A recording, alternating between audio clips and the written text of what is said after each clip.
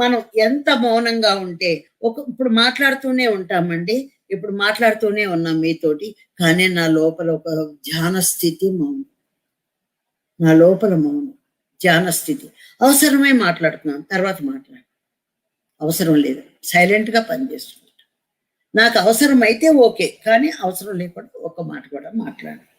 మనం సృష్టికి అడ్డం రాకుండా ఉంటున్నాం, గుర్తుపెట్టుకోండి. సృష్టికర్తకు అడ్డం వస్తున్నాం మన ఆలోచనలో. ఒక్కరోజు మనం చెక్ చేసుకోవటంలో ప్రొద్దున్నుంచి రాత్రి పడుకోపోయేదాకా నేను ఏమేమి మాట్లాడాను, ఏమేమి పనులు చేసుకున్నాను అన్ని నోట్ రాసుకున్నాను. దాంట్లో పొద్దున సాయంత్రం దాకా 100 మార్కులు ఉన్నాయనుకోండి, అందులో 60 మాటలు పనికిరాని మాటలే. అప్పుడు అర్థమైంది నేను ఎందుకు ఇవన్నీ మాట్లాడాను, ఎందుకు ఈ పని నేను చేశాను, ఎందుకు నేను ఇంటర్ఫియర్ అయ్యాను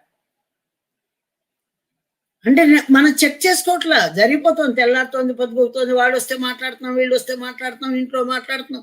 మనల్ని మనం చెక్ చేసుకోవట్లా. ఒక్కసారైనా కనీసం చెక్ చేసుకుని అనవసరం ఇవన్నీ ఎందుకు అని మనను మనం సరిదిద్దుకోవాలి. ఎవడో వచ్చి నువ్వు ఇలా ఉండవని చెప్పడు, ఎవరిష్టాన్ని ఎవరు కాదంటారు.